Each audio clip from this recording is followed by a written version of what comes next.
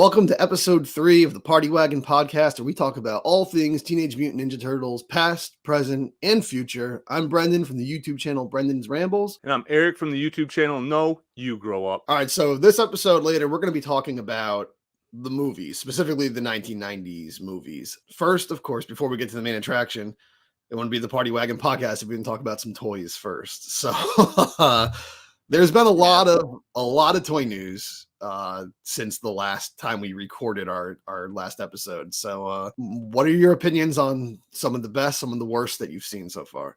So it's kind of funny because there has been a lot of stuff that's been announced, but there's not a lot that's really making me excited out of everything that's been announced. It's kind of like either more stylized stuff that's not really action figures, or there's the loyal subject stuff that's came out, and I am surprisingly excited about some of that. As far as the other stuff, like there just seems to be a lot of like the Donkey Kong mode stuff coming out right now with the big heads and stuff like that. So Plastic Cell put out that Ronin figure, and I can't remember what the other company has put out, the Toon figures that kind of have the big heads and stuff like that. And I'm very indifferent on stylized stuff to begin with, but like just starting off with the Supercell one, like it has great detail, but it's just a stagnant statue, and it is insanely expensive. It's like damn near $400, I think. And I think it's even more than that. I think it started even more than that for the small one too. So.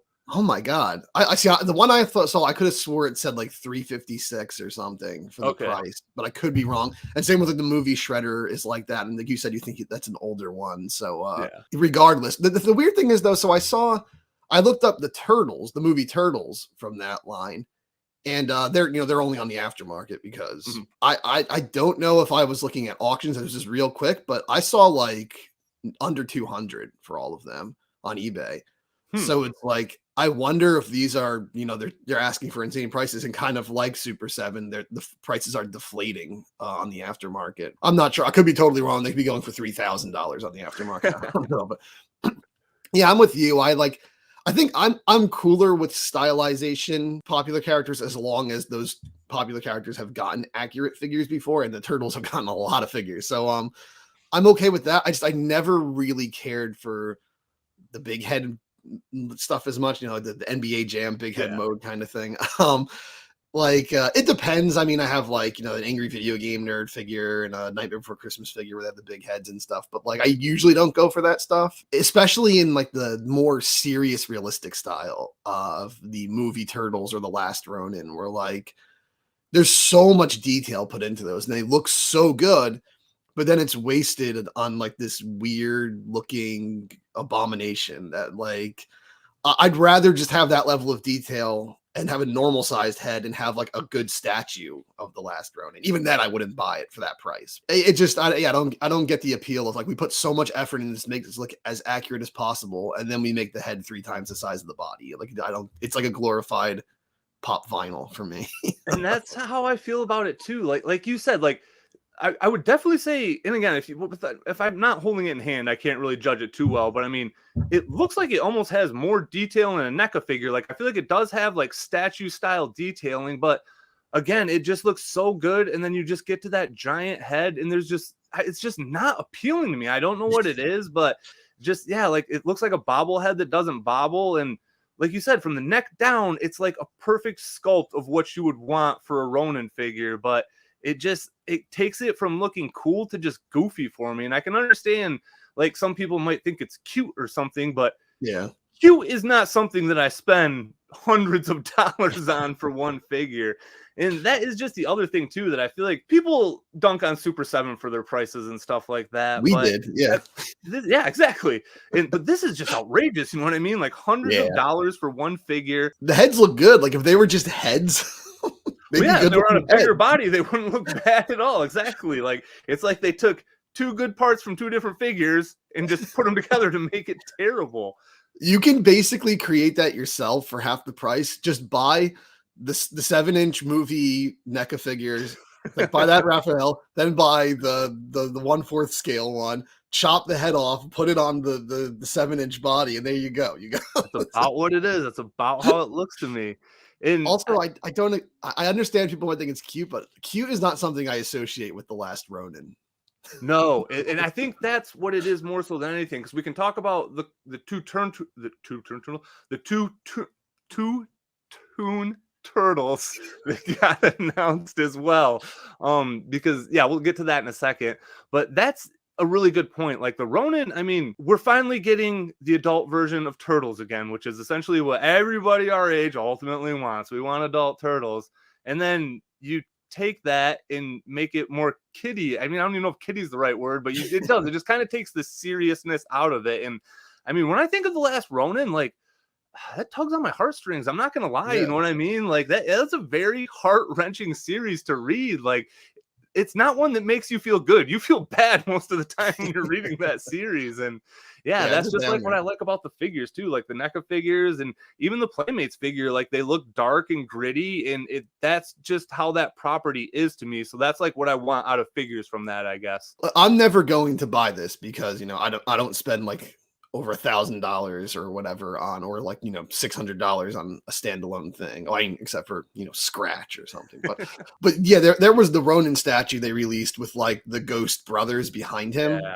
And that's beautiful. Like if I was gonna splurge a ton of money on something Last Ronin related, it would be that statue. It wouldn't be a non-bobbling bobblehead. Like that's because that actually pays respect to the series. That's like, it's a beautiful statue. There's so much work put into it. Like it's one of those like kind of like first four figures kind of like things where it's they do a lot of game statues, and like those are always over $1,000. And it's like, yeah, on one note, that's ridiculous. But you also look at it and you're like, I mean, this is more work went into this than most things that are being sold at, you know, art museums. So like, and that's because so I feel like that's something that we don't really talk a lot about in the action figure world, is like the quarter scale statue game, which like I like to joke around about expensive figures. Like I like to joke around and be like, oh, Hot Toys are dolls because they're expensive. I can't afford them, you know what I mean? But they're beautiful. Like, I mean, Hot Toys are amazing, you know what I mean? But quarter scale statues, like I can't even like pretend to joke about them, because I mean they literally are, they're art. Like I mean they're just a totally different ball game. But like I don't even know, like I just can't ever imagine I'm gonna be at the point in my life where I have that kind of dispensable income where I'm just like, because I think the Ronin one came in regular one and then the deluxe one with the brothers, so I think they were at two very different price points too. And I think it was like around $800 or so to add the brothers. It was a pretty good chunk of change. And yeah, those things are beautiful, but I just, oh man, I can never imagine getting to the point of normalizing spending money on stuff like that. I know there was one I always wanted, a character from Ocarina of Time, Darunia, the Goron chief guy. And it's a beautiful figure. It's, I mean, if you want to call him beautiful, it's kind of weird, but you know, it's a great figure, but it's like over $1,000 and it's the one dude. So it's like, I've always been like, never getting that. But to get 4 characters and with all that detail, and there's even like, you know, I think there's like even like ground below them, like street below them, some details. They're always built on like something that like kind of raises them up so they can get into like a position. I'm not sure if he's on a rooftop, or it's been so long since I've seen that I can't really remember. Yeah, for 800, that's really good. You know, I have a quarter scale Poison from Final. I mean, it's more than that. It was a couple grand for that statue, I'm pretty sure. I think it was like $800 just to add the brothers onto the statue. Oh, I see what you're saying. Okay, that makes more sense. I think the upgrade to get the brothers on the back was like $800 or something. I'm pretty sure the regular one started at like 16 or something like that, and the other one I can't remember exactly. But yeah, quarter scale statues are expensive. Yeah, I only have one. I have Poison from Final Fight from Capcom, Street Fighter, whatever. Oh, nice.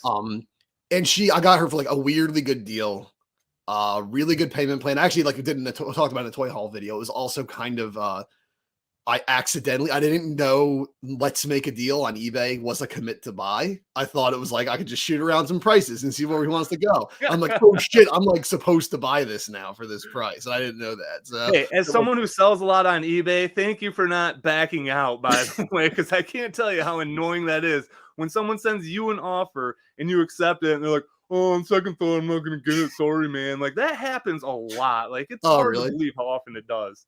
I debated that and I was like, you know, I don't want to be a dick. And it's like, yeah, it's a good payment plan. I'm paying, I mean, it's already paid off, but it's like, you know, it wasn't, I got it for a really good price also, because it's like missing an accessory and stuff. But it's just, you're supposed to have like swappable faces. I think it's missing the other face, but whatever. It was the only quarter scale statue I got, and even then it was kind of an accident. So it's like, yeah, I'm not into I don't really collect quarter scale figures because they're so expensive. I know they do a lot of like Street Fighter ones and stuff, and they look really nice. Yeah, it's just not reasonably in my price range, and they also just take up so much space that it's like I could spend less money on like 20 other figures I can put in that same spot where only one would go, where I would spend, you know, a ton of money on it. So yeah, at the end of the day, though, if you sit down and break down some, I'm sure, especially some of your Playmates shelves, I feel like you could probably. There's probably a lot more money sitting on those shelves than you think of. Exactly. Like, again, I only have like basic Playmates figures. I haven't even bought any high end stuff, and I feel like you have a pretty respectable collection going for the higher end stuff. Yeah, as far as I guess the main line goes, not so much for the sublines like the turtle variants. I don't have as many of the rare ones of those because I don't care as much about the rare ones. I just want the turtle variants I had as a kid. But yeah, you know, I have Scratch, Hotspot Complete. Even those, like, those are the big ones, Shogun Shote, like that kind of stuff. Because again, Shote, just for, again, at the price you got it at, just blows my mind. But I mean, he's one that I know keeps going up. Like, he's probably like a higher mid-tier figure right now. Like, he's probably pushing between $750 and $1,000. I haven't checked in a while. I got him for like 260, I think, like 200 or something. Something not that new in package too, wasn't it? Yeah, it was mint in package, and I ripped that. And then should we say you opened it on here? So do you think people are going to come after you if we say that on here? Yeah, no, I opened them as nicely as possible. I used an X-Acto knife and just slid it open. I still have the package up there on a shelf, and it's like, if I wanted to, if I even wanted to, I could slip them back in there, super glue the bottom. You'd never know,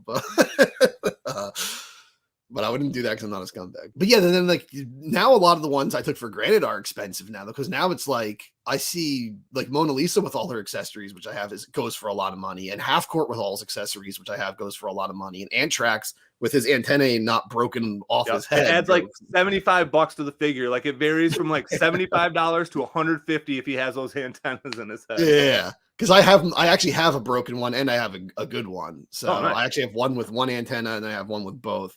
And then both of them had all their accessories. So I just have a pile of Antrax accessories. But yeah, so like, yeah, a lot of them I have are, you know, Sandstorm, I don't have his accessories, so he's not worth anywhere near as much without his accessories. But a lot of those, like, you know, Wave 5, Wave 6 ones are worth a lot now, even if they're not like Grail figures. They're worth a lot more than they used to be, even like Hothead and stuff. So I don't know how much Hothead goes for, but like Hothead and Murdude I have like complete and stuff. So Murdude is the one figure I got right before the boom started out of like the later waves, and I got him complete for $25. And I think that's beautiful. Like 2 years ago, he was like 50, so I don't even know what he'd be right now. But yeah, I'd say probably complete with all his accessories. This is just a ballpark estimate, but I guess like probably like a little over 100, maybe. Damn, that's crazy. Maybe 80. I don't know how much they're going for, honestly. I always thought those two would be worth more than they actually were, though, because I remember them being really hard to find when I was a kid, and they came later in Wave 5 than the other guys did. Like, you could find King Lionheart everywhere. Yeah. Monty Moose was everywhere. Antrax was everywhere. But like Murdude and Hothead came a little later, and they were hard to find. I never had Hothead as a kid, and we only saw Murdude once, and we grabbed them. So they were both figures that I never even saw as a kid. I never knew anybody that had a Murdude or a Hotspot. Like, I remember when I got like back into the line, like just like going through databases and looking at all the figures, like I didn't even remember them from the back of the card art or anything like that. Yeah, they came late. They were actually both in the Archie comics. Yeah, I've seen the cover of the Hothead one a lot. I feel like that's like a really, people really look for that book. Hothead, he was like, there was a point where like I could be wrong, but I want to say he was dating April at a point in the comic. Okay. But yeah, so I've never really read the Archie one, so I don't really know what goes on there. I know it starts pretty lighthearted, and then they end up murdering all the mutanimals. So. Yeah, Archie comics, like I said, like I've actually I responded to a comment earlier about the Screw Loose. We got a comment from someone, you know, saying that he loved the Screw Loose figure because the Super 7 one, because apparently that's how he dressed in Archie. Yeah, which again, I never wouldn't know that. Yeah, I'm thinking, like, I'm trying to remember, like, did I ever even see an Archie comic with Wingnut and Screw Loose, or am I just thinking of Wingnut's design from Tournament Fighters on Super NES as the art? Because that's how he looks in Archie. Yeah, like I said in the comment, like, I'm a casual fan of Archie. Like, I remember, I didn't read him growing up, but I remember around, like, 2006, a lot of them were, like, completely archived online, and I would just read the comics online. Oh, nice. I remember reading the first one with Mondo Gecko. I remember reading the first one with Tattoo. I remember reading the first one with the Chameleon. I read just like a random handful. I think most of the ones I read were earlier ones before the series got really bonkers. Because I got really weird over time that they have the character that's like a giant flying cow head that can transport you through dimensions, and like I don't know, they just got off the wall in Archie. I think that's on the cover of one of the newer books. I'm still buying the IDW run, but I'm not like I haven't read up to that part yet, which I think I'm gonna start soon too, because everybody says the Armageddon game's pretty dope, and I have all those books, so I think I'm just gonna jump in there and see what's going on there. But everybody says it's gotten a lot better again since that happened. Have you read a lot of the IDW comics? No, like, admittedly, I've never read an entire issue of the IDW line. I've mostly just learned what I know about it from like watching reviews or like other people talk about like highlights in the stories. For me personally, it never really appealed to me what I hear. Like a lot of the stories I hear are just bonkers. And I know Turtles is like all built on bonkers stories, but some of them, like the April O'Neil origin story, was just like that lost my interest completely. That was like, what the hell is this? So it starts really good. Like even with like them really changing up the story, I didn't mind it, like the Turtles backstory and stuff like that. And I think like through the first 30 issues, I was digging it. And then the art really started to get weak when Sophie Campbell started drawing the interiors. And then I think she took over the run writing eventually too. And I mean, I'm through like I'm right around issue 40 or something like that. And I really did just start to wane in interest. It turned into like Mutant Land soap operas, basically, wasn't it? So that's like after after issue 100, I think that's the run that really people don't like. So because they did a City at War that was like through the 90s. And then they had a Triceraton invasion as well, I'm pretty sure, at some point. Okay. And then it was after that, like they got into this era in the, like from like 100 to where they are now with Armageddon, where people just didn't seem to be feeling it. And like that just really turned me off, you know what I mean? Because I'm like, well, do I want to keep reading this run? I know it's really going to get bad, but people seem to be pretty stoked on the Armageddon game. So, I mean, we can talk about comics a whole other day, but getting way back to our original topic. What was the original topic? I don't remember. All the figures that are coming out that we don't really give a shit about. Oh, that's right. that's why I don't remember. So easy. But yeah, so kind of just looping it back to expensive stuff is kind of how we got really sidetracked, because we were talking about how expensive the figures were. And you brought up a point too that I kind of want to talk about as far as like buying something expensive. So like you made a good point with like quarter scale figures. So like, I mean, I have 4 quarter scale figures sitting on my desk right now, and if I had to buy all 4 of those at once for $500, like that just seems like such a different bite than buying them all individually, you know what I mean? And I feel like that's why I'm really having the hardest time wrapping my head around like the Mezco price point, because it is just biting that whole bullet at the same time. I feel like that just, I don't know what it is. At the end of the day, you spend all the same money, but to me, just losing it all at once, I don't know. I just can't, that mental hurdle's there for me. I think also, I mean, I think like most people, I don't like to get my bank account below a certain amount. Yeah, and stress going. Because like you never know what's gonna happen. You never know when somebody's gonna rear end your car or something. You never know when somebody just decides, hey, you owe us $300. Right. So, like, I mean, dude, I was in the emergency room for like a week last winter for an infection in my hand, and I mean, I'm still paying that off right now. You know, and I have good insurance too, and I'm still making payments on that. Yeah, so. Not to get into that whole can of worms, but yeah, I mean, that's just insurance will never pay what you pay back. Right. But yeah, that's just, I mean, unforeseen circumstance that I've never had in my life. Because I mean, I've never had a medical problem ever. So I mean, I've never had medical bills. So that was kind of one that just threw me off as well. So yeah, and I think that's what it is too. Exactly. Like you have a savings account and then you just blow it all on one thing and then it's gone. Yeah, I had to go to the ER back in 2011. Digestive issues and stuff, and I just remember that bill was like, I was there for like one night, they ignored me, they spent 2 seconds looking at me, and then they're like, all right, it's gonna be like $1,200. It's like, for what? Exactly. The problem worked itself out just laying here. Come on, I could have done this at home. Getting back to the figures that have come out and stuff like that, so we talked about how the thing we don't like about that Ronin figure is the design is supposed to be kind of like cutesy or whatever, but with the couple Toon Turtles they released, it's Leonardo and I can't remember if it's Mikey or Raph who the other ones are. Again, they're pretty expensive, and I can't remember the company that makes them, but with that aesthetic, I feel like it works a little bit better. Yeah, it does. I mean, I have I've seen them popping up in GameStops recently, but I had never seen them before until one of my friend Jake, he gifted me a bunch of the Loyal Subjects figures for Christmas, like a freaking Little Mermaid handheld game and all this shit stuff. And he gave me these keychains that are like these metallic Toon Turtles, but they have the big heads and stuff. But it works with the Toon art style, and they're cool because they're little keychains and stuff. So it's like, oh, this is cool. I can understand why a keychain would be a big-headed one, especially if it's the Toon Turtles and it works with the art style. But when I'm getting like a high-end statue, I don't expect it to have a big head. So it's like the style. I think the style has to work with the type of product that it is. And then again, with these Toon Turtles that they're putting out with the big heads, like again, like getting back to even us just ripping on Super 7 for the price point, like $50 for these stylized figures. Also, I mean, it just seems, again, just, and I don't know, again, I have no idea how much it costs to make figures. I have no idea, but just these outrageous price points, like, I don't know, it's just weird to me. And I got different strokes for different folks. Everything doesn't have to be for me, but yeah, I don't know, with all this great stuff coming out right now, like it just, none of this stuff is really interesting me at all, even if it was at a cheaper price point, you know what I mean? And I mean, yeah, when you really think of it that way, it's like, I know statues are usually made out of resin or something, going to be a stronger material, but Super 7's like, as much as we ripped on them, for $50, you're getting a big figure. They're big, chunky figures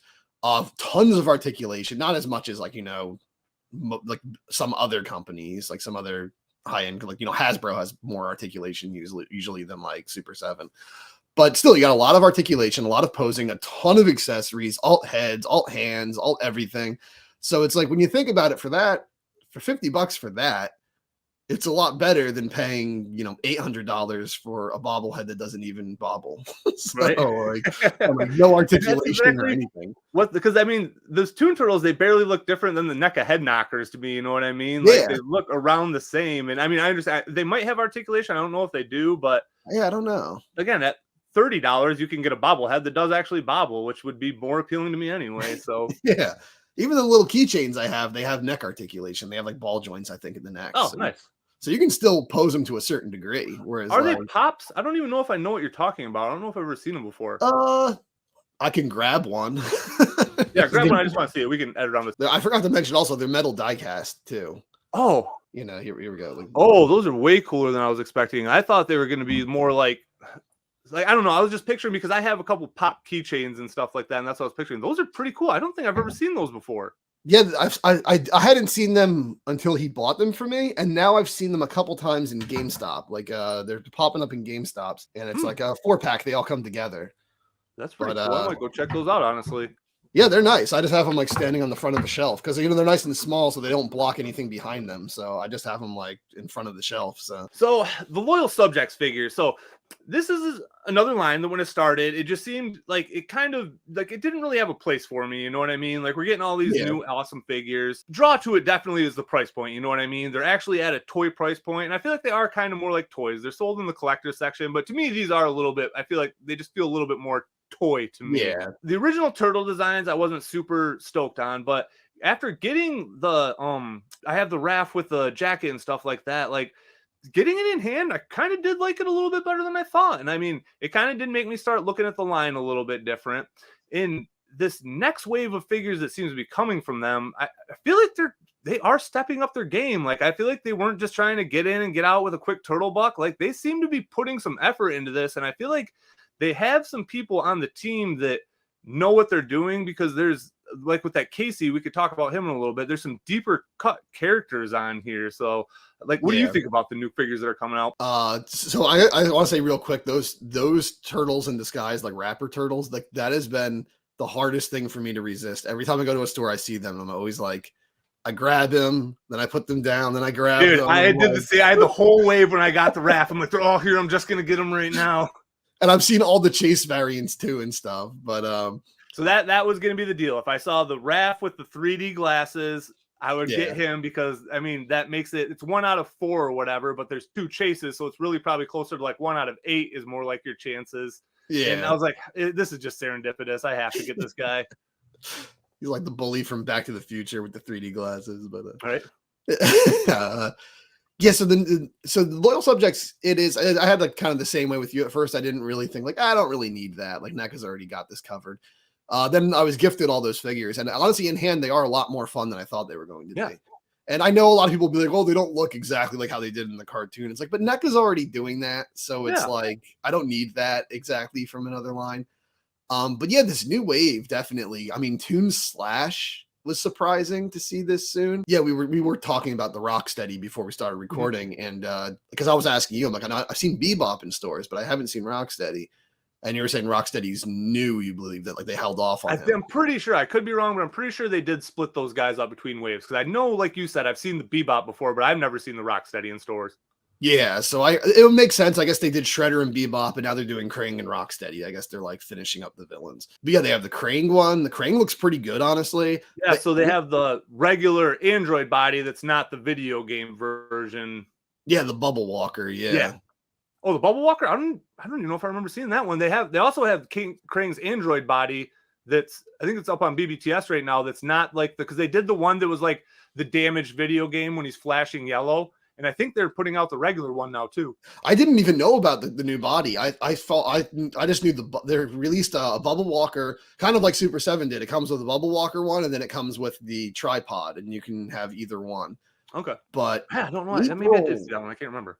April looks pretty good, and anyone who's watched my channel knows that I have a long history of hating April's action figures. Like I just. When it came to the vintage line, when it came to NECA, when it came to Super 7, I've always just said April's figures suck. And I don't mean like Judith Hogue April. I mean like 87 yellow jumpsuit April. Yep. They can just never seem to make a good figure for her. And I know loyal subjects, it's not going to be like as good quality as something like Super 7 or NECA. But just the design, the sculpt looks pretty good, actually, I think, for the figure. I was shocked because I mean, I think this is the best looking cartoon April I've ever seen. Like, again, like you can talk about like the sculpt and stuff like that, but just the face is the thing that seems to be what's the hardest to get right for some reason. And I feel like that they knocked it out of the park, honestly. Like, I was very surprised that out of all the companies that I'm looking at a loyal subjects figure, I'm like, this might be the best April we've seen so far. That's what I was thinking. I mean, I know it's going to feel a little like rubbery and cheap in hand. That's how their figures always are. But it's like, for what it is, it might be the best April figure, honestly. Because like, yeah, that's the thing. They never get, I feel like that's the thing they do a lot with cartoon characters usually. With NECA's usually good with that. They messed up with April. But it seems when people are doing real people, they're doing action figures of like, more MCU actors and stuff. The likeness is like spot on. Like it just looks like you shrunk this human being down in like the Willy Wonka TV machine. And like, that's it. You have them now. But like when it comes to cartoon characters, they don't bother doing the likeness usually. Like I have the Super 7 did the like, 5.5 inch, like retro style Filmation He-Man figures before they lost the license. And I have the Tila one, and she looks like cartoon Tila 100%, except the face is just like a generic woman's face. And like Tila had those really sharp kind of like downwards, almost like Michael Keaton eyebrows in the original cartoon. And like they never give her those. They always give her these really soft eyebrows in the figures. And it's like, it just seems when it comes to cartoon characters, especially more realistic cartoon characters, they don't bother making the likeness of the face actually match the character. And it looks like the loyal subjects really got cartoon April's face down perfect. There's even like the like scared expression, like the shocked expression. And it looks just like a still from the cartoon. Yeah. Like it looks like how she looks in the show. I'm pretty sure these, do they show real figures or are they just digital renders now? I can't remember. I think they're just digital renders, aren't they? I can't even tell these days. Like half, like almost all of them are digital renders when toy companies. Okay, that's what I always assume. I assume most things because I mean, I know like Super 7, everything they show is a digital render because obviously the in-hand figures look much different. So yeah, which I just want to touch on this real quick. Did you see the debacle that's going on with the Simpsons wave that just came out? No, I haven't, but I know that's taking a long time. So they finally hit, and people got Mo, and he has no apron. What? They didn't put the soft goods apron in there. What? And it was not announced, not said. BBTS still says that it comes with the apron. And man, I can't even imagine I can't even imagine what the character Mo looks like without the apron. Does he ever take it off in the No, show? God, I was listening to Toy Anxiety, and someone said that it looked like an old school like boxing referee, and he does like if he had a different head. Picture Mills Lane from Celebrity Deathmatch. Like that's exactly what he looks like. Let's get it on. Yeah, that's what he looks like. Clean fight. He just has a bow tie and the stuff. That's exactly what he looks like. Get up, you bum. Yeah, but anyway, we'll talk about Super 7 again another day. But yeah, just after all we said about them, then they go and do something like that, and that's a line that's the one figure from that line that I most wanted too. So we'll see what happens now. Even if I don't know, we'll see. Anyway, back to the subjects. I know they got rid of the smoking Krusty head. I know. God, that's a bummer, man. That's like Krusty's one of Krusty's biggest jokes is that he's like a chain smoker. He can't exactly. So he's got all the nicotine patches on. He's all like covered in the like it's one of my favorite things. But God, just smoking is just not okay anymore for some reason. Like we just want to forget it ever happened. You got vapes now. Ace Duck doesn't give a crap. He's gonna put a stogie in his mouth. That's what I'm saying. That's the one reason I'm so stoked on that figure. I might not ever get a smoking figure ever again, and I just it just does something for me. I don't know what it is. Like it just takes me back to the 90s when all the badasses were smoking. Like I mean, just think when you turn on Contra, you just hear this rockin' music and you see two big dudes with cigarettes in their mouths. Right? Exactly. Like I'm not a smoker. I'm not for smoke. I hate smoking, but it's like it's the look. Like it's part of the look. It's just how like I said, I was the definition of impressionable youth. Like Wolverine smoking cigarettes, Gambit smoking cigarettes. Like it just really made me think smoking cigarettes was cool. Yeah, I mean, have we ever gotten because I don't collect Predator figures, but like a Dutch Schaefer, like Arnold figure, where he has a cigar in his mouth because his nickname is Dutch because of the cigars he smokes. So I didn't even know that. So like I assume that's where the name's supposed to come from because I'm pretty sure they say his real name and it's not Dutch. So like if they haven't like we should get a smoking Arnold head at least like for that. I mean he'd never allow it probably, right? Especially after I can't believe he would even do it. Well, I guess back then they didn't really know smoking was bad for us yet. So we knew in the 80s that smoking was bad for you. We were figuring it out, but I think everybody was still pretty resistant to it then. Everyone was like, okay, we know it's bad for you now, but it's cool. It's like, all right, let's stop smoking in airplanes and hospitals, I guess. Yeah, you can still walk into a diner and just blow it in some kid's face, though. Right next to the smoking section or non? Right next to each other. I used to love that. There's a booth on one side, a booth on the other. This one's smoking, this one's not. It's like, God. It seems so long ago too. Like it's just so weird. Like it took me a long time to adjust. I remember like even in like up to like 2010, I would go to a restaurant. I'd be like, no smoking, please. And like I'd be like, they're like, dude, that was like 10 years ago. Anyway, though. Yeah, so getting back to the loyal subjects.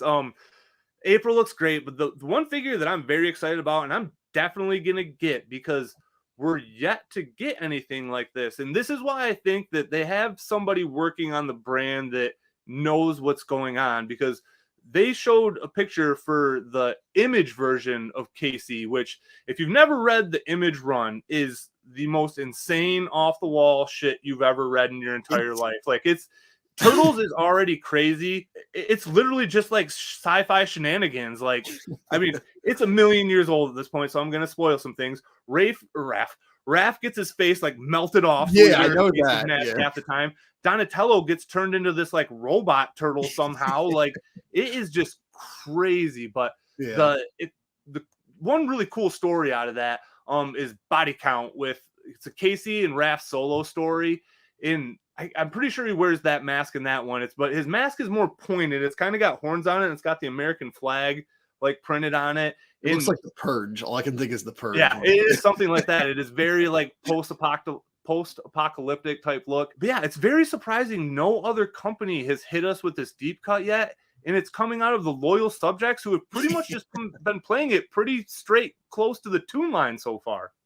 Yeah, it's so. I think that's the first Image Comics action figure ever made, if I'm not mistaken. For Turtles, yeah.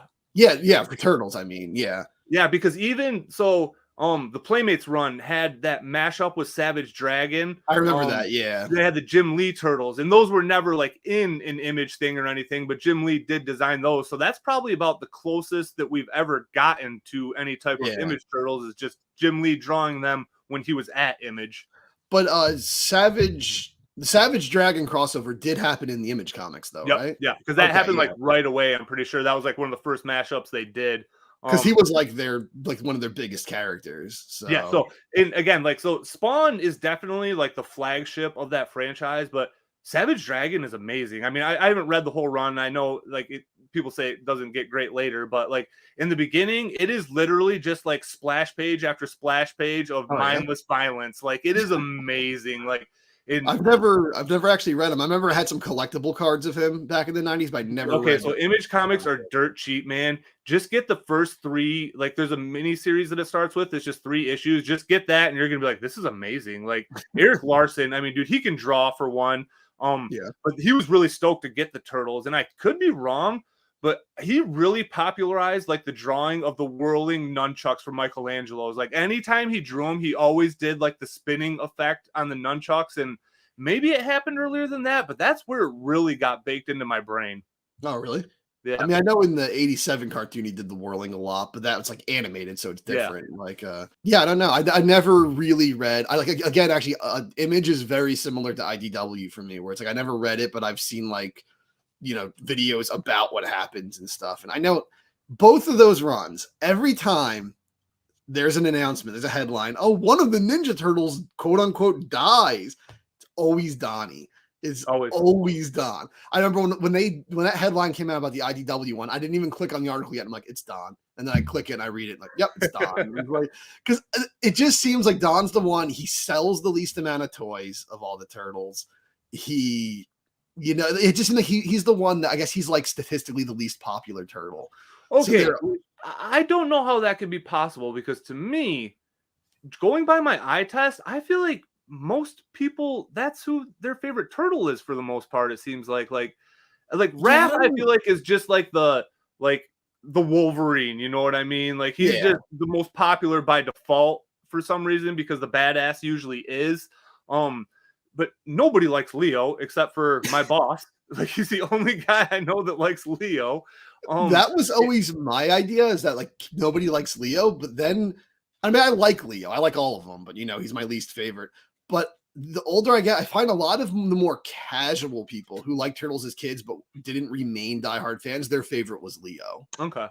Because I guess he was just like, he had the coolest weapon. A lot of people like the color blue, I guess. So like, I guess like if they were like surface level fans, like Leo was their favorite. It's like, oh, he's the main guy. He's the best. I like him. So, which to me, it seems like that would be Michelangelo. You know what I mean? Because I feel like when I think Turtles, if there was just one character to just describe 90s Turtles to me, it's Michelangelo. You know what I mean? He loves pizza the most. He's the most fun party animal. Like, party dude. Like, so he was even the one they picked for the what was it, like Barbara? The drug special? Like, yeah, just say no special. Even though as he's like talking like a freaking California stoner, right? Exactly. From what I hear, Leo and Mike sell the most toys, which was shocked me. I thought Raphael would sell like some of the most toys. I definitely thought he would be the front runner. I'm honestly surprised when lines don't lead with Raph. I always expect Raph to be the lead every time. Yeah. That's like exactly like what you said. That's what I said in my Turtle Talk video too. I always thought of like Raph and Leo are the Wolverine and Cyclops of the Turtles. It's like Cyclops is supposed to be the leader, but no one really cares about him. Wolverine's not supposed to be the main character, but he's not supposed to be the leader, but he's the main character. Everyone loves him. And that's how I think of it. I think Leo is the leader, but Raph is the main character, is how I think of it. Yeah. But apparently Leo and Mike sell the most toys historically. And that's why, if you notice, anytime Playmates puts out like turtle variants these days, they even did it with those new quote unquote movie turtles that they're releasing now with the trench coats. So that's a whole other story. But it's just Leo and Mike again, and which didn't even wear the trench coats in the movie, but okay. But they did that with like the color changing turtles for the 2012 line. It was just Leo and Mike. For Rise, when they did the motorcycles, they put Leo and Mike out before they put out Raph and Don, because they were testing the waters with Leo and Mike. And it's like, it just seems like if Playmates as of like 2015 to present, if they're gonna do turtle variants, it's probably just gonna be Leo and Mike because they make the most money. And it's like, man, what a shallow reason to just do Leo and Mike. It's really weird that I've never picked that up either because, like, again, I know you don't love the 2012 line, but two of my favorite figures, the two that I did keep from that line, are those color changing Leo and Mike. I like that aesthetic. I don't know why. I like they were cool looking, yeah. And it really frustrated me that there wasn't all four of those because those would have been far and away my favorite four turtles of that line. I mean, those two already are. Yeah. But now that you mention it, so think about the NECA movie packs that got put out. There was Leo and Donnie came together in the first one, and then Mikey and Raph. And then when the Secret of the Ooze ones came out, it's Leo and Raph and Donnie and Mike. So you're right. They don't really pair up Mikey and Leo together in anything that I can think of. Yeah. They're always kept separate. They're the two that are never together, really. Yeah, because they wanna make they just swap Raph and Don because like they know Mike and Leo will sell better than Raph and Don. Just so weird. Super 7 had balls though. They went out just with Raph. So which again, but that's how NECA let off the quarter scale Toon Turtles too. You know what I mean? And yeah. Again, and I know I have bias towards Raph because he's my favorite figure, but like I said, I'm always more shocked when they don't lead with Raph on things. I was shocked. The quarter scale tunes, they did Raph, then they did Don, and then they did Leo. That was shocking that they did that. But they always do weird stuff too, though. Like Playmates just did the reissues of the classic giant size turtles, and randomly for no reason, Michelangelo is the only one who's a Walmart exclusive. Yeah, like the other three are anywhere. So I've been stalking my Walmart pretty hard. And I'm pretty sure Walmart's only getting Mikey and Leo. I don't think they're getting the other two turtles. I could be wrong, but they only have slots for those two on the shelf right now. Oh, really? Yeah. Yeah, it's just more of that Mikey and Leo bias. I don't know. Yeah. Which I would have thought that Leo would be there because typically like Target will do like a red exclusive and Walmart will do blue exclusives with figure. They do such stupid things like that. Maybe that was really weird to me too that Mikey was just one random exclusive. Yeah, maybe to get a better audience for our podcast, I'll recolor our logo so that it's Leo and Mike instead of Raph and Don.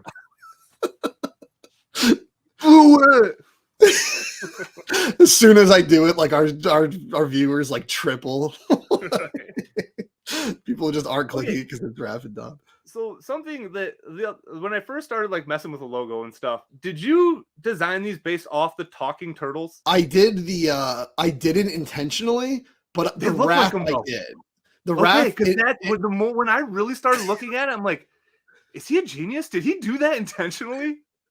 The Raph one I did intentionally. I didn't look at the picture, but I remember what his expression looked like generally. Burned in your brain that much. But Donnie, I just drew from memory. But you're right, he does. I think he actually does have like the crooked eyebrows. It looks Donnie, just right? like him. When I really started paying attention to it, I was like, he looks exactly like the talking turtles, and that's what these guys are supposed to be. Well, I guess now that we're done with the action figure talking, I just wanted to touch upon a couple comments we got. Actually, just go over. Hell yeah. So one is from Kootenai King. I hope I'm saying your name right. So it's Kootenai King because I've slaughtered it before too. Okay, Kootenai King says, you guys pointed out that Mikey gets the shit end of the stick most of the time in his designs over the years. He was done justice in Last Ronin. Yes. Because he's a fantastic design in Last Ronin. I guess it's kind of a spoiler if we say which one's Mikey. But... So at this point, it seems to be out there based off the material. So if they're putting out the figures and it's everybody but Mikey, I think you got it figured out by now. You know what I mean? Spoiler: the Last Ronin's Mikey. Yep, it's official. I've kept my silence on this long, but yeah, we need to be able to talk about some stuff. So yeah, and that design is freaking awesome. You got us there. That design's awesome. Yeah, and again, I've never really thought about that. You know what I mean? Because even though I know the Ronin is Mike, like I just kind of see him as his own thing. As weird as that sounds, you know what I mean? And I think it's because he is just so un-Mike-like, and that I honestly, he was my last pick for the Ronin. He was the last one I thought it was going to be for sure. I figured he would be the first dead, honestly. I just for irony's sake, I'm so used to twists now. I was like, it's going to be Mike. As soon as I saw the premise of the comic, I'm like, I bet you that's going to be Mike because that's the one you wouldn't expect. So not to say like I got these crazy mind games. I see all, but like I had a pretty good feeling it was going to be Mike, because that would just be the most devastating. Like, oh wow, Mike ended up in this state. Like this. And is so Mike. I think that's why, because I'm assuming Kevin Eastman stayed true to their original script, and I bet that's how they had it originally too. Because originally, like when they were like trying to develop characters and stuff like that, and they left this scene out of the movie too. Mike is supposed to be like he's supposed to have like a rage energy inside him, basically. Like he comes off all funny and jokey, but he's really supposed to be like just most insecure inside. And I'm pretty sure there's a deleted scene where he just goes in and like beats the shit out of the barn or something like that and just freaks out. Yeah. There was like him training in the barn, and he's like, we'll talk about the movies very soon. But he's training in the barn and like, like just beating the crap, like viciously, angrily training. And then like the scene where like Raph screams like Splinter on top of the barn. That's actually Mike. If you look closely, he has the nunchucks on his own, and he's actually just screaming in rage in the original one.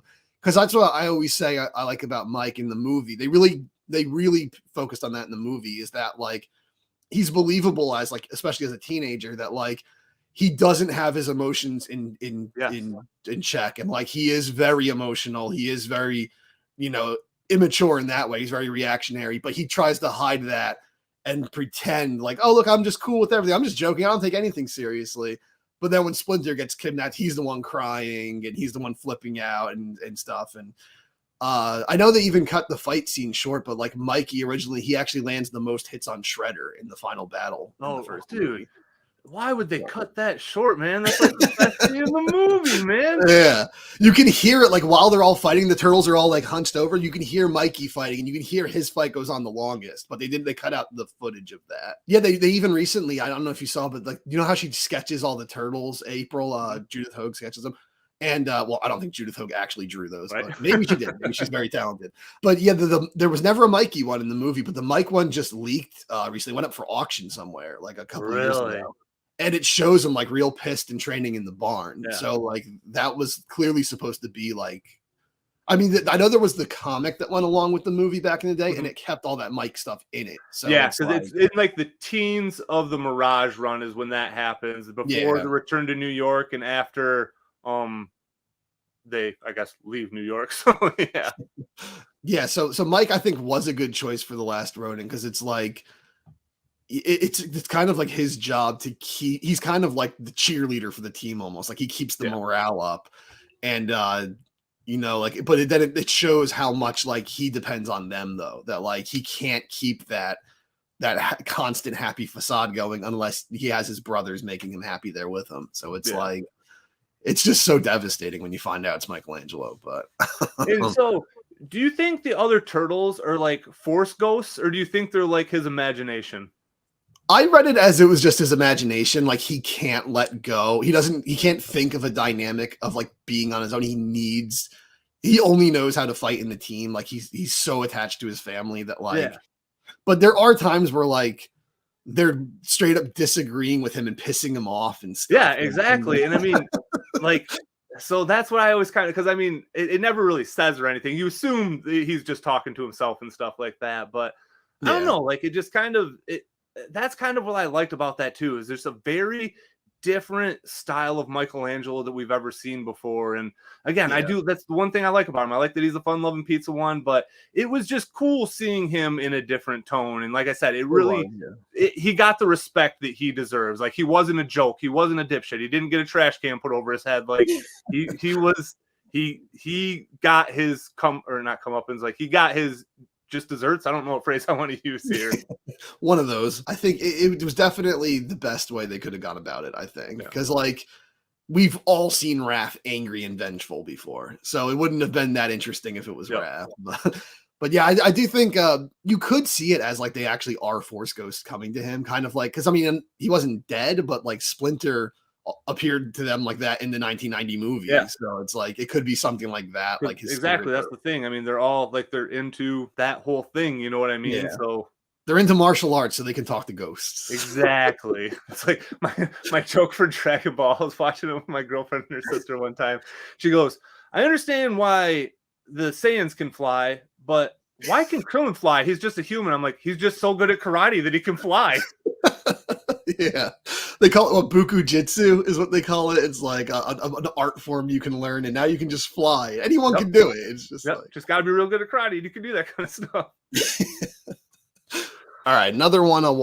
One more just before we get into the main topic of the video, which we basically already kind of started doing, talking about the 1990 movie. But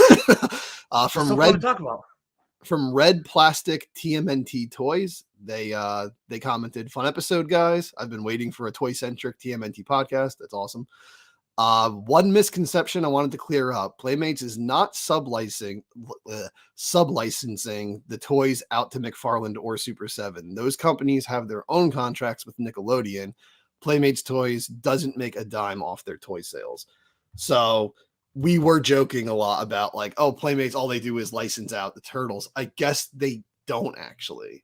So that makes it even more confusing. So it's like Playmates isn't even making money off of other companies making toys. So like they're just ignoring money that could be made. So.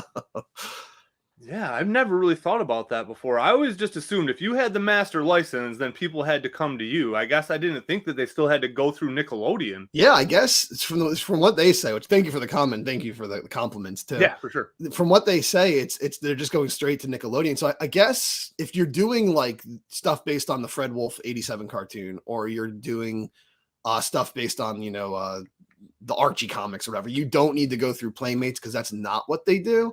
The one I find most shocking, though, is Super 7 doesn't have to go through Playmates because they're literally copying their sculpts. So I bet that's the caveat that's confused me then. I bet Super 7 does have to do business with Playmates.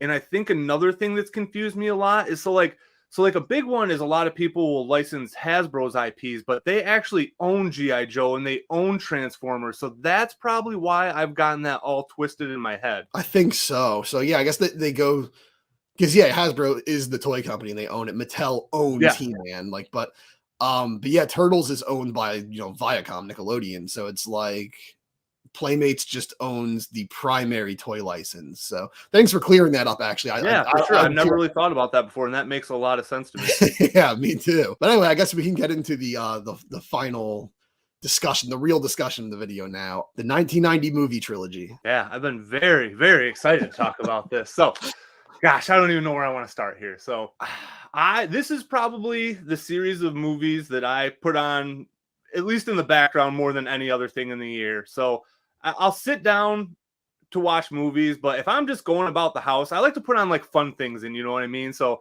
I will typically throw 2 and 3 on the background literally every month while I'm doing stuff around the house or around my room and stuff like that. Like the first movie is, I mean, especially as adults, we all know it's amazing. It's incredible. Everybody loves it. Most people, there's hardly anybody that probably doesn't argue it in their top 3 versions of the Turtles if you were born inside of the 90s or earlier. But the thing that I'm kind of the most excited to talk about is just, I feel like the second and third movies have gotten really bad raps lately. And as adults, I can understand why. I get it. But The Secret of the Use especially, man, like, I don't care who you are, how cool you're trying to be now. If you were born from 86 or later, you loved that movie when you were a kid, and you know you did.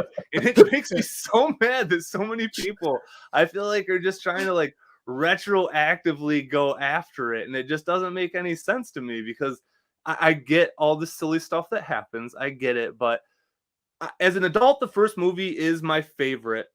But the second movie is the most special to me for sure. Like, I loved it when I was a kid. And when I think back on my experience with the original trilogy, The Secret of the Use is what I think of the most. I love Secret of the Use. I'm right there with you. I agree. I know everyone's like, oh, it's so cheesy now. It's like, yeah, but I mean, that's what most Turtle stuff was back then. I would say that the first movie has always been my favorite, though. It's always just been a bar above the rest. But yeah, Secret of the Use was that was probably the most exciting time to be a Turtles fan. Was when Secret of the Use came out. The toy line was like bigger than it had ever been. Like Turtles were just everywhere at the time. Because the movies were 90, 91, and 93, right? Yeah. Yeah, so I think 91 was the pinnacle year for Turtles, I'm pretty sure. I'm pretty sure that was highest toy sales. I'm pretty sure that was highest everything. So that really was like the zenith of the franchise. Yeah. And I mean, really the first movies to think for that, because it was after the first movie blew up, that Turtles reached that level of success. But so yeah, and like that's kind of because we talked about how the cartoon is like what like the cartoon and the the cartoon and the toy line went hand in hand and really creating the success for the Turtles franchise. But that third movie or the first movie was definitely like a catalyst in that as well, because I feel like that brought like mainstream attention. Like it's like, okay, this isn't just for kids. Definitely. I mean, even today, I know like it's I know there is kind of like two sides to the argument, I guess, that I can understand. There are some people who don't really watch the 1990 movie and still write it off. It's like, just some dumb kids movie. But then there's also the fans who act like it's the darkest fucking thing ever made. And it's like, there's still, like the Turtles cracking jokes and Donnie squirting water out of his mouth at the Foot Clan and stuff. So like, it's still got the fun of the cartoon and the seriousness and the stakes and like the drama of the comics. So I think like, I've said this before, even on this podcast, I think, but I think that movie is the perfect marriage of the comics and the cartoon, and it satisfies both fans, I think, perfectly. If you loved Mirage and hated what the cartoon did to Turtles, you'll probably still love the movie. If you loved the 87 cartoon and don't give a crap about Mirage, you'll love the 1990 movie. So it's like the movie Turtles were just kind of perfect. I still, to this date, consider the first 1990 Turtles movie to be my number 5 favorite movie of all time. And it's really weird. It's my number 5 too. Oh, really? Yeah. What's your top 5? Go. All right. So the only movie outside of the 1990s is Superbad. And I know you're not a huge Seth Rogen fan, and I'm not really a huge fan of him either, but that movie is just perfect to me. Like, not to get too into that, but I graduated in 2006. Yeah. That was literally what me and my friends were doing on Friday night, like going on crazy adventures to find booze for a party. Like that was, it just spoke to me, and just the dialogue. It's just exactly how we talked. But after that, it's kind of a 3-way tie. I consider it. It kind of varies between Happy Gilmore, Tommy Boy, and Dumb and Dumber. They're kind of all in like a 3-way mixture there, and I could kind of argue them different any other day.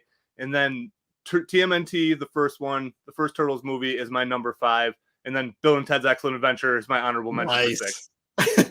You got that 3, that like trinity you had right there is like the holy trinity of like 90s comedy. That's exactly how I feel about it too. And I feel like some people could replace Happy Gilmore with Billy Madison maybe, but I don't know. There's something about Happy Gilmore that that's another movie that I watch almost every month probably. I think Happy Gilmore's funnier than Billy Madison. I think so too. They're both like, classic, but I think Happy Gilmore is better. Dumb and Dumber is my favorite of those 3, though. Dumb and Dumber is great. Yeah. So. But my top 5 would be, mine's kind of a cheat because I have like one of them is like one entry is like 30 movies. So I have number 1 is Rocky, the original Rocky. Nothing can touch that. That movie's just, I love it. Wait, did you do a video on this? Have I heard that? I'm pretty sure I've heard this before. I've said this a million times. Okay, gotcha. At this point. Second favorite is the original Halloween. I love the original Halloween. Third favorite is The Little Mermaid, favorite animated movie. Number 4 is bullshit. I just say the Universal Monsters because it's like, and on its own, like, no, I don't like The Mummy more than the 1990 Turtles movie at all. Not even close. But together, the collection of The Mummy and The Invisible Man and Bride of Frankenstein, all those together, like you can't have one without the other. So as a complete collection, I love them more than I do on their own. Yeah. So that's my number 4. And then number 5 is Turtles. Although it's weird because I also love It's a Wonderful Life. And anytime I watch, every year I watch It's a Wonderful Life, and I'm like, this is the best movie ever fucking made, like hands down. Like it's a masterpiece. And I'm like, why the hell is this not in my top 5? I'm like, well, it's just a really good movie. It's not something you can really become like an active fan of, like Ninja Turtles, Universal Monsters, Little Mermaid, even Rocky. It's like there's merchandise, there's like there's more to it. It's a franchise, whereas like It's a Wonderful Life is just an amazing film. I mean, It's a Wonderful Life, it makes me fucking cry like a baby. Every year I cry when I watch that movie. That movie's just so good. Everything about it's just so good. It's shot amazingly. Jimmy Stewart's amazing. Like it's such a good movie. But yeah, but Turtles is, not to get too off topic. Turtles is my number 5. It's like, it's not, I'm not going to say it's as good a movie as It's a Wonderful Life, but it means so much to me personally because it's like it's such a generic expression these days, but that was my fucking childhood. Like that was my childhood. So, and same with Secret of the Ooze. Secret of the Ooze was a huge deal for me. I loved that movie when it came out, and I'm not gonna lie, Ninja Rap still kicks. That's still a great song. So hard, so hard. And there's another great song we got to talk about later from the third movie, but the third movie. What was in the third movie? We'll talk about it. Don't worry. Okay. Because I know there was partners in crime in the first one where they say Raphael's the leader and all that shit. Oh yeah, that rap that's all wrong. Yeah, at the end, like everything's like the guy's like, no, I got this. Don't worry, I know what's going on here. He wears red. He's got to be the main guy. Yeah, I get it. That always threw me off too. But yeah, so and again, with the first movie before Secret of the Ooze came out, that's the one that was on repeat all the time. It was that. My VHSs, I had my Turtles VHSs, and then I had some real Ghostbusters VHSs, and those things were just in loop pretty much constantly. The Pizza Hut commercial, the baseball out where the dandelions grow. You gotta know how to pitch. You gotta know how to run. You gotta know how to throw. Whatever. Out where the dandelions grow. Whatever the hell it was. I remember that. Like making it great back when Pizza Hut used to say that. And then they eat Domino's in the movie. I always found that funny. It's like it advertises Pizza Hut, and then they eat Domino's. Because I'm pretty sure Pizza Hut was like ran like all the advertising and stuff like that too for it. Do you want to know why? I know why now. It's because Pizza Hut didn't have delivery at the time. Oh, you're right. Yeah, because that's kind of what put Domino's on the map. Is they were like the first big delivery pizza company. That's true.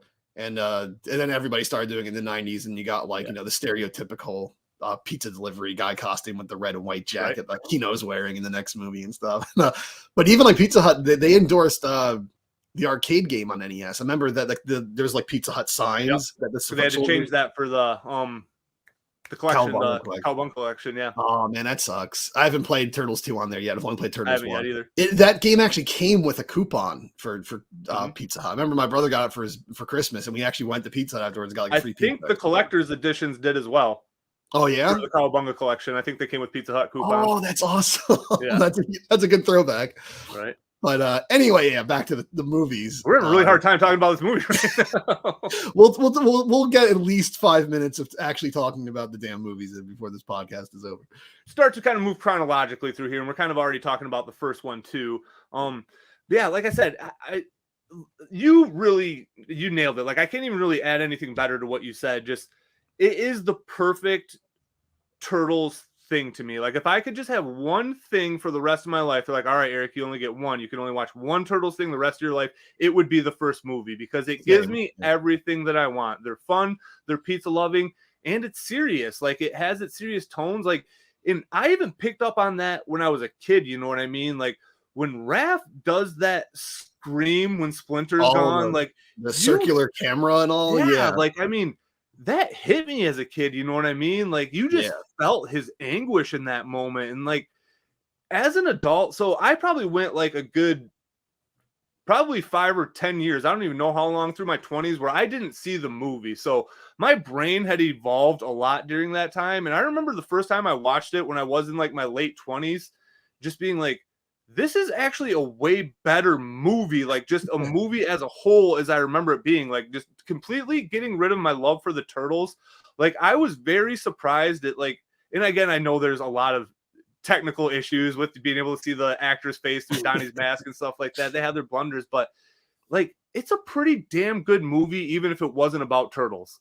It is. Yeah. I think it's like, and I can say my best buddy Kenny since high school, he wasn't into Turtles when he was a kid. He didn't get the toys, he didn't watch the cartoon, he was like, oh, that's that thing everybody else is into. He wasn't really into it. But even then he saw the movie as a kid and he loved the movie. So it's like it seems that was just an all-around great movie. Like he didn't have to be a Turtles fan to acknowledge that was a great movie.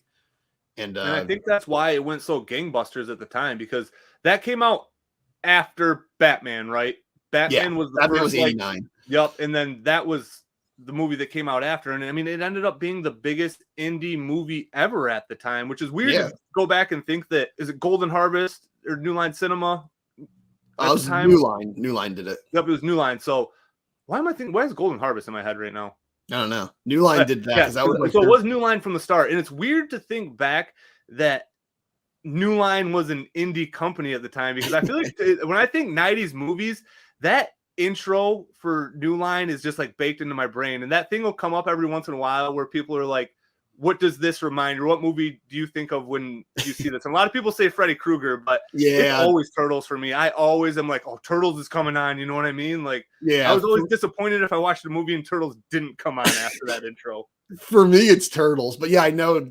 I think their big breakthrough was Nightmare on Elm Street. They started with those. But I didn't see those till I was older. I wasn't allowed to see those kinds of movies when I was a kid. So maybe that's why you like that stuff so much now. Yeah, probably because it was forbidden. I loved Halloween and stuff as a kid. The holiday, not the movies. And I was just like, I want to see more of these monsters and like all this stuff. And then when I was finally able to, then I loved it. But what's funny about the New Line intro, I remember at the Turtles more than anything else, but I was such a dumb kid. I didn't realize those were film reels. I thought they were ladders on the logo. I always thought of them as like ladders from Donkey Kong or something. Oh, just fall. I get what you're saying now. Yeah, because they come in separately. Yeah. Yeah, they're like one's like crooked and one's like, but yeah, that's I always thought. And I used to confuse that one. There was the one who started with the Sphinx? Because that was the Super Mario Brothers movie had the Sphinx at the beginning. Yep, I can't think of who that is. Yeah, I used to call them New Line, but yeah, no, the New Line was the film reels that looked like ladders. Everything about that was probably the first movie in theaters I saw with that intro, probably as a kid, or the first movie at all I saw with that intro as a kid. I'm pretty sure that was the first one I saw too. And that was probably the first time I acknowledged that company intros existed, because I saw that movie so many times that like I acknowledged that.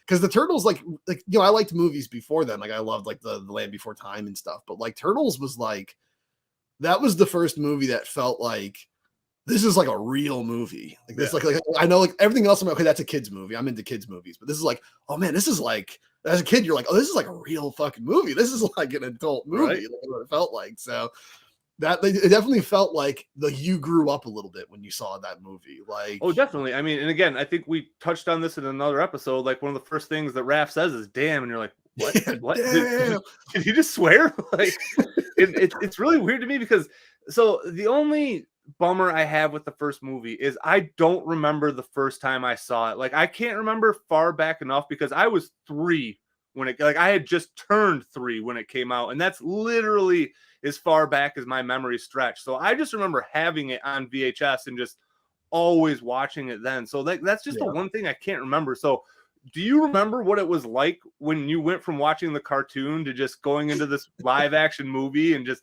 like, were you just taken back? Like, I can't imagine the shift that would have happened in my brain because I had them both at the same time as far as I can remember. I know I didn't, but that's how my memories work. I do remember that. That's actually my first theater going experience. I do remember. I had just, I was still 3 actually, but I was turning 4 that July.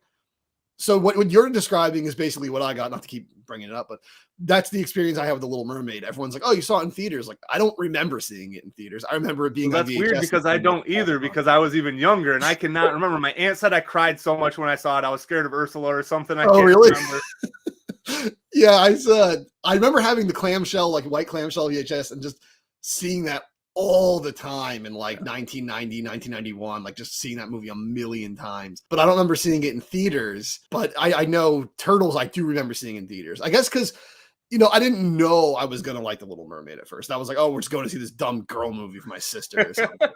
But Turtles was like, this is my shit. Like, we're going to go see my shit right now. So it was like, the thing that blows my mind the most, though, I'll get to how it felt in a second, but the way I remember it is I was into Turtles for ages, like the cartoons and the toy lines. And then finally the heavens parted and this movie came down. But in retrospect, I got into the Turtles in July of 1989. Less than a year later, the fucking movie came out. So it was like, it doesn't, for that, back then it felt like it was ages that I was into Turtles before the movie came out. But no, I saw this sucker in theaters. So it's like, it was what was it, March or April of March? All the movies came out around March, which is when my birthday is. So yeah, they should have done April since April O'Neil, but yeah, but I remember, like, I saw it in theater, so that was only like what, like 6, 7 months after I got into Turtles. This movie already came out. I remember it just felt like I was so familiar with this franchise already, and it was like this was my thing. It was like Turtles and Mario. It doesn't get better than that. I just remember seeing the first time because they did such a good job of keeping you in suspense. They knew like this is going to be exciting. They knew their suits were amazing because I didn't see the commercials and stuff. I didn't know what they were going to look like going into the movie. And I remember seeing you get that shot of Raph, and he goes, "Damn, he's in the sewer," and you can just barely make out. Like, oh, I think I'm getting goosebumps right now just thinking about this intro.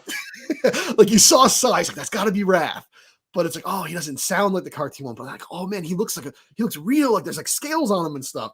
And then you see their shadows walking through the tunnel, and then the logo flashes.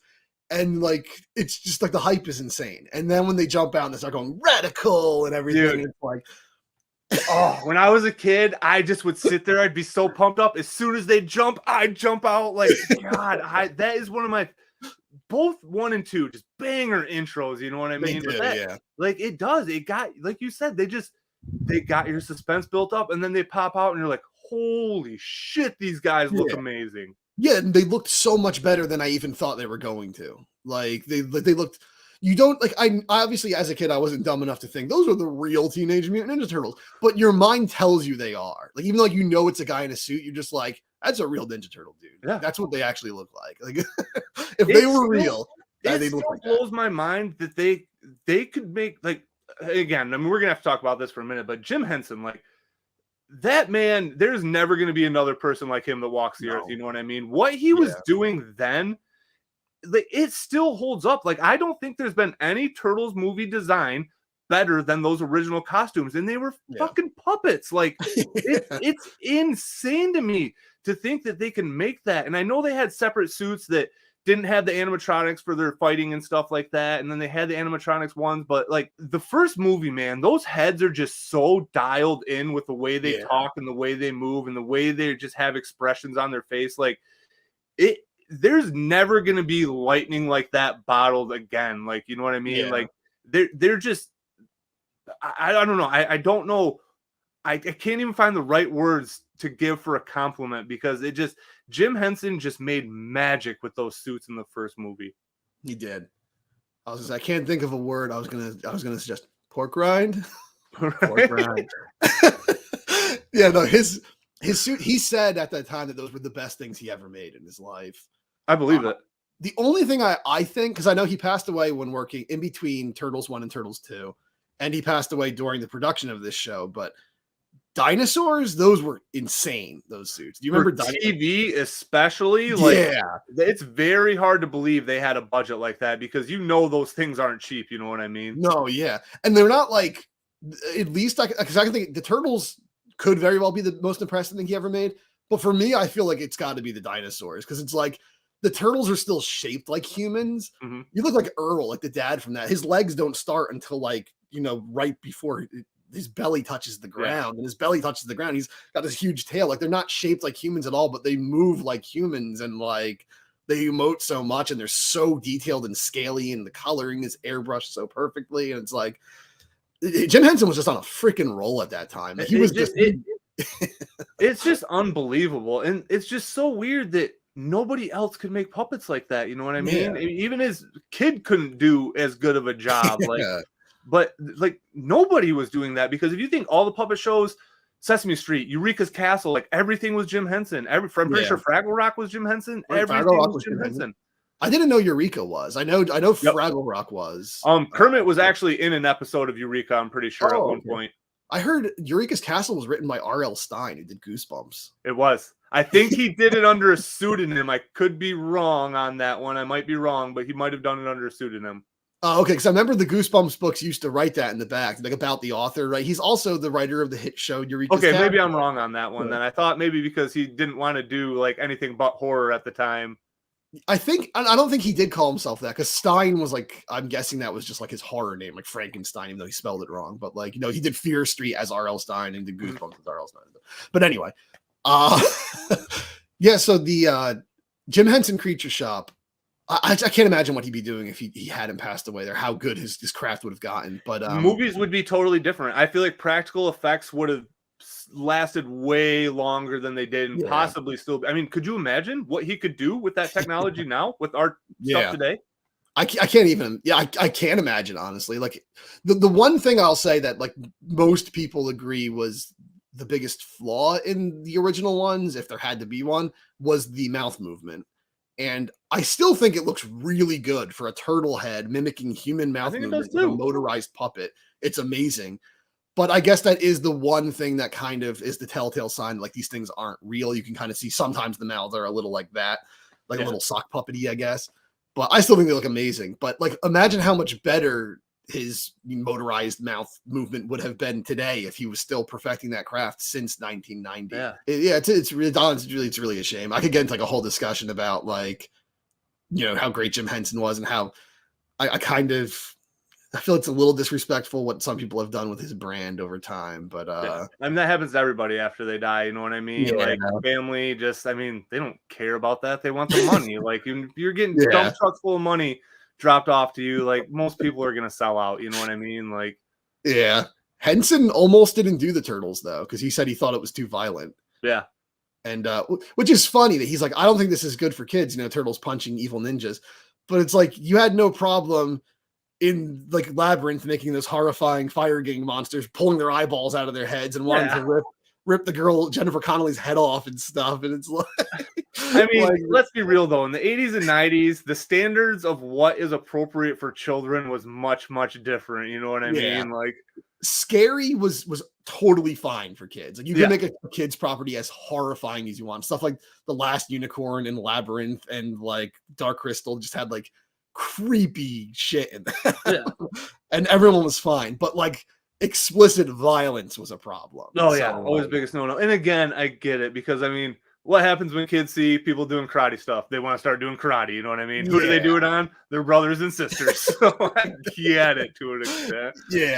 And I get where he's coming from in the first movie. It wasn't like the cartoon show where the foot soldiers are just like dumb robots. These are like troubled teens and kids who like, you know, they're doing like they're being manipulated and stuff. So I can get like it's a little more messed up when you're just, you know, laughing and punching the shit out of a troubled 15-year-old as opposed to a robot. So like I guess like it's a bit darker in that way, but I mean, especially if they like the stuff they cut out. Like there's the one scene where Tatsu, when he goes berserk and like starts beating the shit out of all those guys, he supposedly killed the one kid in the scene, and they didn't even film around that, so they just have to like when it's away from him putting the coughing in the background to make it sound like he came back too, but he really killed him in that scene, I'm pretty sure.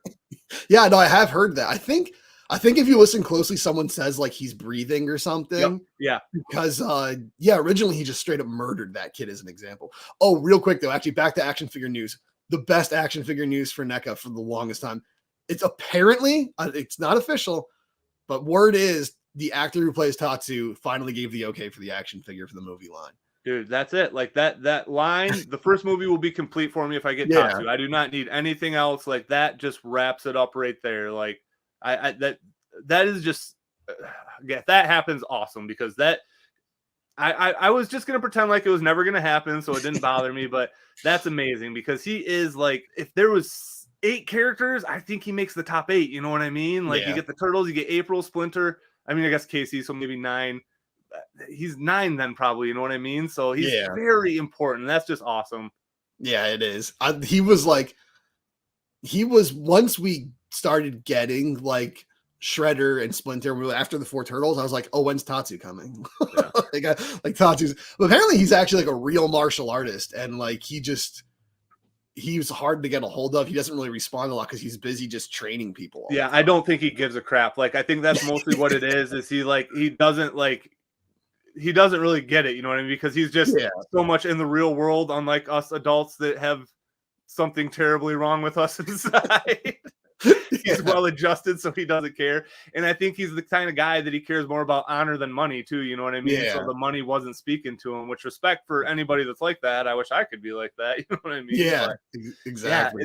But I mean, it's just very cool that we will be getting that figure. Because again, like Tatsu, I mean, it's weird that they never threw him in the cartoon either. You know what I mean? Yeah. Because he is like the main number 2 henchman or number 1 henchman for the first 2 movies. Yeah, he was a boss in Hyperstone Heist on Genesis. Okay, I've never played that version then. They really slacked on the bosses. There's not even Bebop. There's just Rocksteady, Leatherhead, and Tatsu, and then you just fight recolors of them. But they got Tatsu. So oh no, actually, he was also in Turtles in Time, the arcade, I think, right? I could be wrong. Don't think so. I just played through the arcade version. I haven't played through the NES version in a while. Or the SNES version in a while. The Super NES one had Slash. But I want to say the arcade one actually had Tatsu. I could be wrong. It could just be Hyperstone Heist. I don't think he's in the first one. He's not in the arcade version anyway. Okay, because I remember at a convention I played. The last time I played it was at a convention back in like 2015 with some friends. There was actually a cabinet, like the vintage cabinet, signed by Kevin Eastman actually, and we played like 4-player mode on there. But that's the last time I played it. I don't remember. I know Slash isn't in the arcade. He's only in the Super Nintendo. He's not.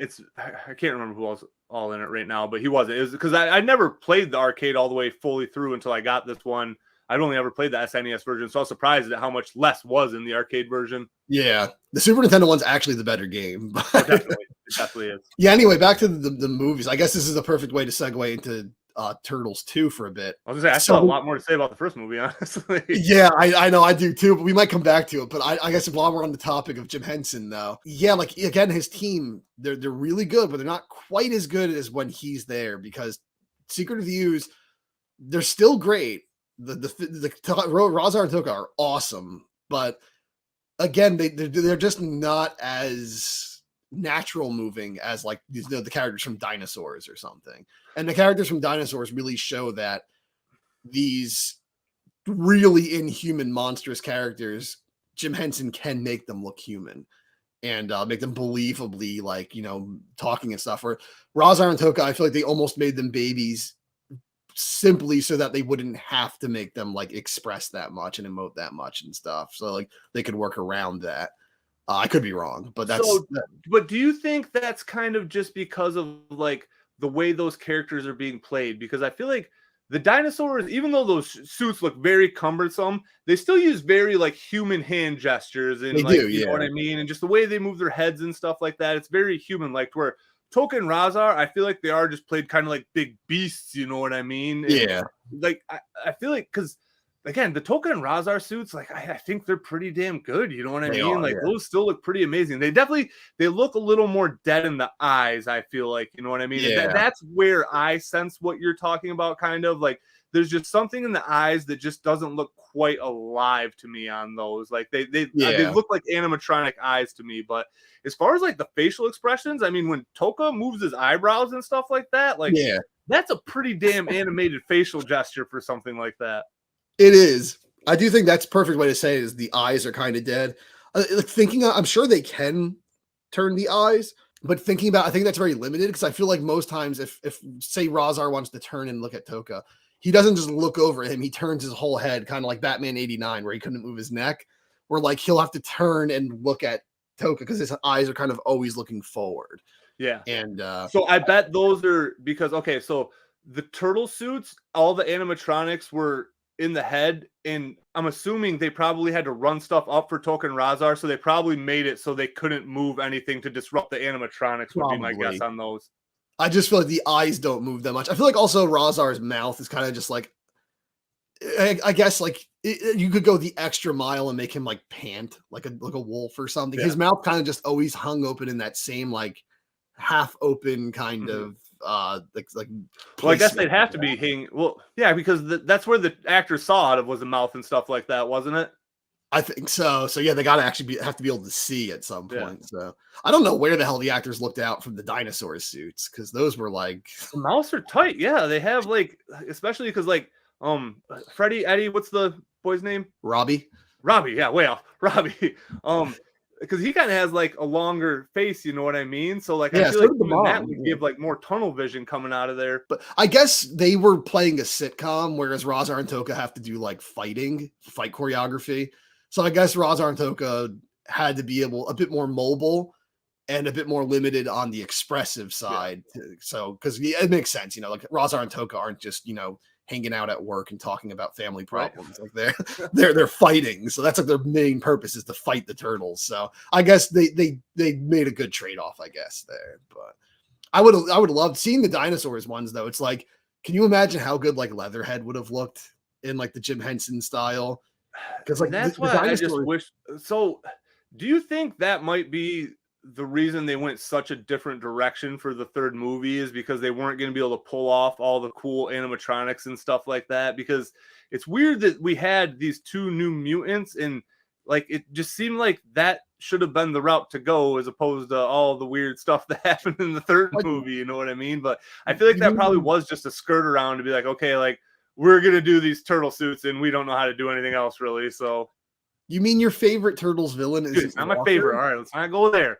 But Walker? I don't think it's as bad as people say it is. The legendary Walker, the greatest Turtles villain of all time. Oh yeah, he's terrible. I'm not gonna lie. I'm very glad he dies. Like he's one. Even as a kid, I was like, see you, man. Yeah. But I do have to say, Turtles 3 is actually we'll get to Turtles 3. Like, so we're riding the suit wave. Let's just get this out of the way. There's not even a lot to talk about. But yes, by the time the third movie rolls around, the second movie suits. I know they're not nearly as good as the first movie, but they still weren't terrible. They had their own vibe. And again, as a kid, I liked those designs. I don't know if I liked them more, but again, the second movie I just really love. I love those designs. I don't feel all the liver spots and stuff like that, but the third movie, I mean, they just took everything that people didn't like about the second movie designs and just ramped it up even more for that one. Yeah. I mean, they didn't have Jim Henson anymore in the third one. It's very apparent. Very apparent. Those suits, I mean, for a small company, they're not bad. Compared to what we had, they're absolute dog shit.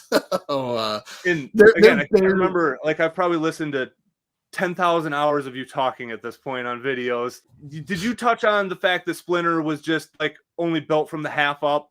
Like, he really was just a puppet in that one? They didn't even make a full Splinter suit for that one? Honestly, I don't remember if I know about that, but I don't remember if I touched upon that or not. So they didn't even go the whole 9 yards for Splinter. He was just a puppet. He was always like behind something, so you never saw his lower half. Yeah. And again, as the movie goes on, it doesn't bother me as much. But the intro sequence, did you touch on that? I can't remember. What I can't ever remember if I'm just regurgitating things you've said before because I've listened to you talk about this stuff so much. I didn't talk about that. I don't think you're regurgitating stuff I mentioned. I think you're regurgitating stuff that James Rolfe mentioned in his. Okay, that also might come together in my head too. Yes, because his version is very burned in my brain too. But they come dancing into ZZ Top, and they'll. Yeah, but I really just want to touch on like the suits and the faces. Like when they're doing all their stuff in the beginning, they're all like the facial expressions are just dead. Like there is no soul in those faces whatsoever. And that's as an adult, that's like just the first thing I see when I watch that movie. Now after that, it gets better for me. But like they just did not like it. Yeah, it's just very disappointing that those suits slid that far by the third movie. To be totally honest, I don't think the third movie suits are even that much better than the coming out of their shells tour suits. Well, like, I mean, those are the worst ones of all. I feel like that's what I'm saying is they're barely better than them. Yeah, those ones are terrifying. Like, and again, that's what I love about the NECA figures is they look equally terrifying. But yeah, there's just something weird about the eyes on those ones. Those dudes just look like Chuck E. Cheese animatronic eyes to me. Yeah, I don't find them as creepy as other people do, but I think like the third movie, obviously there's motorized stuff in the face that those ones don't have, but they're barely that much more advanced than the coming out of their shells tour suits. So like for a movie, especially the third in a trilogy, when the past two had really good animatronics, it just seems like if the quality is this much lower, it almost seems like why did you even bother? Like I mean money. That's why money. Turtles was still, I mean, a cash cow at the time, and some people say the third movie is kind of what tanked the franchise for people. I think like a lot of kids got turned off, and again. I can understand if people were aged out at that point as well. You know what I mean? So that's the thing. Like if people were like, man, this just isn't doing it for me, and you're kind of growing up, I could really see how even as a kid, a lot of people didn't like the third one. But I mean, I was still 6 when that one came out. And I mean, 6-year-olds aren't the smartest people in the world. So I didn't think it was as terrible as everybody else did. Because again, with these movies, the second and the third one, like I said, I was born in March. So that's what I did for my 4th and 6th birthdays. Is I saw the second movie in theaters and I saw the third movie in theaters. And again, those are just very special memories to me. And I think that might be why I look back on the third one a little bit more fondly. And again, as an adult, I know it's not a great movie. I get it. I watch it regularly. I know it's terrible, but it has some good points to it. Like, I'm not going to lie. The fact that they got in the Wayne's World boner joke, like, that's a win for me as an adult. You know what I mean? Like, it's very cool to see something like that in there. Yeah. I said this, so if anyone wants to hear my really detailed thoughts on any of the first 3 movies or any Turtles movie, my channel on YouTube. Got a whole other 3 hours of content out there for you. Brendan's Rambles on YouTube. I covered all of the movies, but yeah, obviously I'm going to do some repeating here. The third one, honestly, I like the parts better that aren't really about the Turtles. I like the village. I like the way they built the village. And I like the more serious scenes. I like Mike's story with Mitsu. I liked Raph's story with Yoshi, the little kid. I don't like the parts where the Turtles are just being the Turtles as much, because it's like, all right, rapid fire like jokes, and they're like, yeah, some of them are like charming, but then some of them are just like, I'm all for a cheesy joke, but like they weren't even trying when they wrote some of those. I'm retracing, stuff that James Rolfe said 20 years ago at this point, but that Addams Family joke, I still don't get it. The bad guys show up, the Turtles are there, and Donatello just goes, "You were expecting maybe the Addams Family?" Yeah. I don't get it. Like, no, that is just a terrible joke. Exactly. That wasn't even in my brain because it's so bad. I clearly just rejected that one. And he's like swaying his head back and forth all sassy. Like, it's like the best freaking joke he's ever said in his life. And it was apparently in the trailer also. And it's like, I don't get it. Was it just because the Addams Family had a movie recently? I mean, that had to have been why. So it definitely seems way less relevant at the time. So yeah, I guess it was a trailer. It might have been a trailer gag. Maybe the trailer started off not telling you what movie it was going to be, and then it cut to that. Because that's what it was. The serious movie guy voice is talking. Yeah, almost like Ghostbusters. Oh no, it's Three Stooges on NES. It starts off as Ghostbusters 2, and then they walk in and they're like, "What's this? This looks like a kid's game." Dude, I forgot about that. Oh man, that's one NES game I haven't played since I was a kid. I totally forgot about that. I didn't have that one as a kid, but my cousin did, and I loved playing it over there. The one where you're eating the soup, trying to get the things, and the clams keep taking it, dude. Yeah, that's good. But yeah, like, and again, I understand as an adult, if you think it's stupid, think it's cheesy, I get it. But I don't know. It just nostalgia is very strong for me, so I still just will always have a soft spot for that one. And the one thing that is just burned in my brain. And do you watch Toy Galaxy? That's now Secret Galaxy. I've seen like a couple videos. I haven't watched them like hardcore. So Dan Larson, he's probably one of my favorite dudes on YouTube, honestly. But he was going over the third movie. And the fact that he brought this up, that song Tarzan Boy by Baltimora. Oh my God, man. The first time I heard that, baked into my brain, I was like, this song is amazing. And then it also appears in Beverly Hills Ninja 2 when he's up on the palm tree rocking it back and forth. They play it there too. But I didn't know there was a Beverly Hills Ninja 2. No, I meant Beverly Hills Ninja also. Oh, okay. Yeah, sometimes I talk fast and slur words together, so it sounds like that. Yeah, I was gonna say, like, they made 2 without Chris Farley. Really? No, dude. Yeah, never, dude. That's easily my top 22. I feel like that's an underrated movie, but never seen it. Yeah, you got something to do this weekend, man. Dude, that's one of Farley's best. Oh yeah, we'll talk about that later because I don't want to waste any more time talking about it. But yeah, that song is just one song. When I hear it and I make my girlfriend listen to it in the car all the time, like, it just takes me back to the early 90s. That's one of the most, like, that song is like a time machine. And that's what I think of as Turtles and Beverly Hills Ninjas when I see it. And again, it's just one of those things. I know it's a very minuscule part of the movie, but it's just something that I remember from my childhood, and it's very special to me. That was definitely, even though it's funny because the song came out in the 80s, but that too was my first time hearing the song. I thought it was a 90s song until I actually downloaded it so I could start listening to it to death. Yeah, and I was shocked that it was an 80s song. Yeah, it sounds 80s as hell, but it was in so many 90s movies that it was like, I love that song.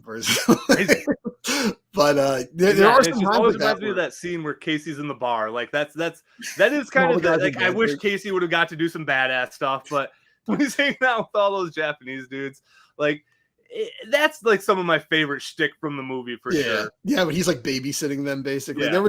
I think that was actually the best comedy. Was that I actually almost wish there was more scenes of that than I agree. than help I'm a turtle and I can't get up. But right. Okay, that's one I did remember from your video, so I wasn't gonna say it because I was gonna bring up terrible jokes. Yeah, help I'm a turtle and I can't get up. Yeah, that does happen sometimes. Like I know, so the Peter Gabriel song "In Your Eyes." No. Oh, okay. It's the one from what the hell is the movie where the guy holds up the boombox outside the girl's window and just plays it. And but anyway, yeah. That came out in the 80s, the movie too, but like the song came out in the 80s. For some reason, when I was in third grade in like 94, 95, I heard that song so much that song just transported me back to 1995. Like when I hear it. But anyway, yeah, so you still had more stuff to say about the first movie. So I guess let's travel back to the first movie before we get into talking about the sequels as much. So yeah, so going back to the first movie, one of the coolest things that happened to me as an adult is when I started reading the Image comic, or not the Image, when I started reading the Mirage comics, and reading through that first arc, like those first 20 issues, it just blew my mind, like seeing where all that source material actually came from. Like that really, like, I don't know, like that was just like my whole life coming full circle. I feel like and the last thing that I learned about was the first thing, you know what I mean? And just that's one thing. I know even Kevin Eastman and Peter Laird say they wanted it more like the comics, but I think it's one of the best comic book adaptations of all time. Yeah, I think so. I think it's one of the most faithful adaptations. I also think it's like so I love the Mirage comics. I do think they're really good. Best Turtles comics ever. I mean, I haven't read a ton of the other ones, but Mirage and Last Ronin are the ones I've read the most of. It's between those two, Last Ronin and Mirage. I think Mirage, just for classic's sake and impact's sake, might get number one for me. But I do think the movie, personally, I think it's actually an improvement on the Mirage comics. Like the Mirage comics are great, but I think the movie just gave it that extra oomph, that extra like identity that it just needed to be even better. And I think the 1990 movie, it's better than the cartoon, it's better than the comics, and it's like faithful to both at the same time. I think again, you just nailed that. Like it's perfect. Like it's the perfect storm of both. And like you said, it takes the good stuff and almost makes it better. Because again, the one problem with Mirage, and again, they're great comics, but let's be real, there's not a lot of character development. You know what I mean? For the first 10 issues, like if they didn't do the one-offs for each of the turtles, like it would be really hard to tell them apart, like as far as like their personalities and stuff like that. There really wasn't a lot of variation. So